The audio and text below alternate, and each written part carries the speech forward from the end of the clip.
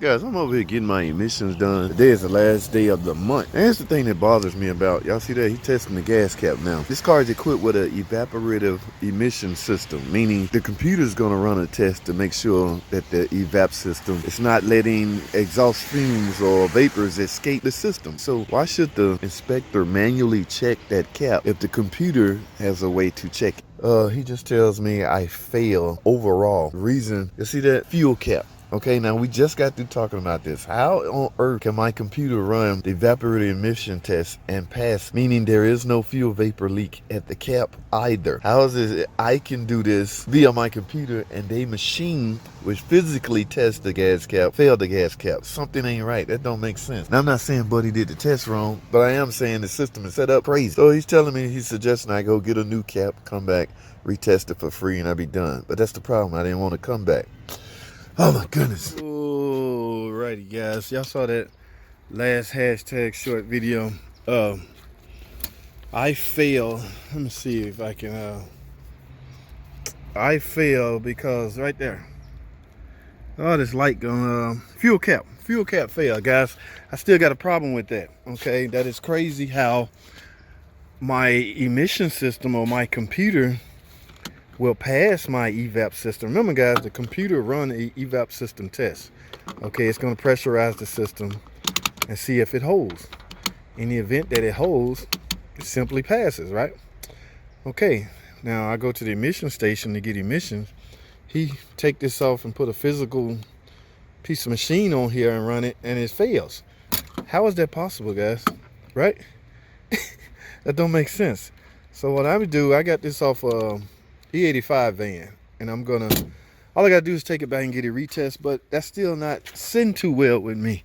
How in the hell can the computer, mind you, if your damn car, if you fail emissions, or if you fail evaporative part, if you fail a fuel cap test, I should have a P0456, right?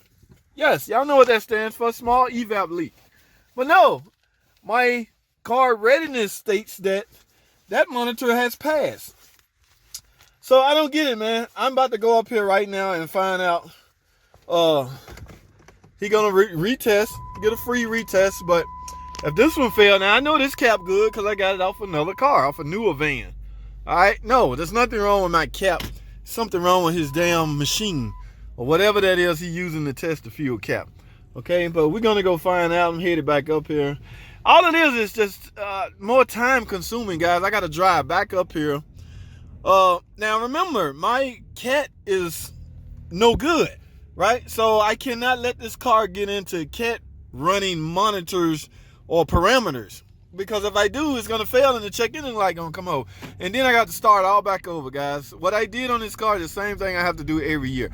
And let me say this, it is not illegal. Some guy get in the comment section and start drilling me about illegal activities. Guys, there's nothing illegal. Tricking your damn computer to run monitors at a certain time is not illegal. Okay, now you can argue, should it be possible? But that's something you can take up with the damn car maker. Okay, yeah, everybody has a scan tool that can see when they monitors are actually running. If you can manipulate when the monitors run or which specific monitors run, you can do what you need to do. Because I know I have a erratic cat converter, I try to get every other monitor to run except that.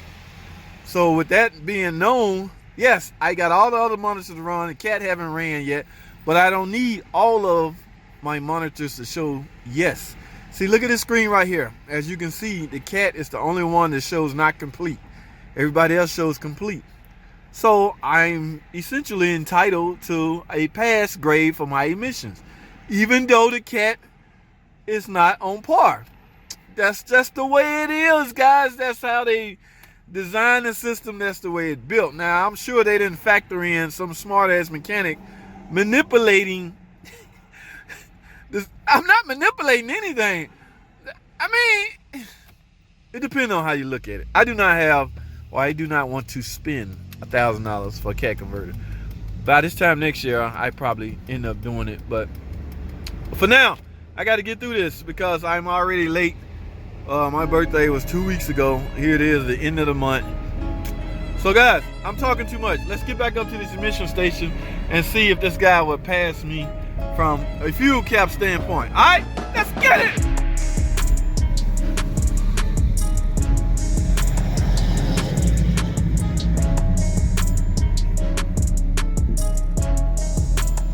All right, guys, let's get it. We're just doing the converter or the gas cap.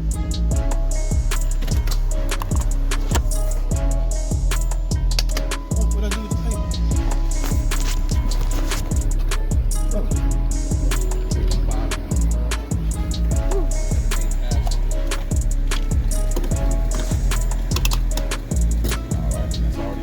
Already in the system. Good. My shit expired. Oh, yeah, I appreciate it, man.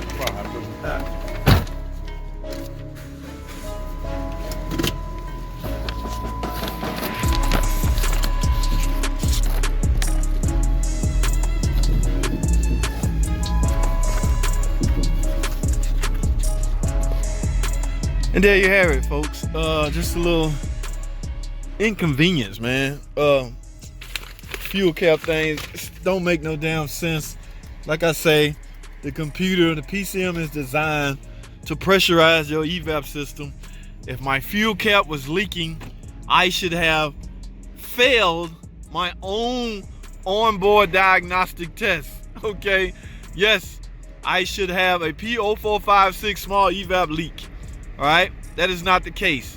So I don't know what the hell this guy. It's not him. I don't blame the guy. Guys, they got people in place to just run their stuff.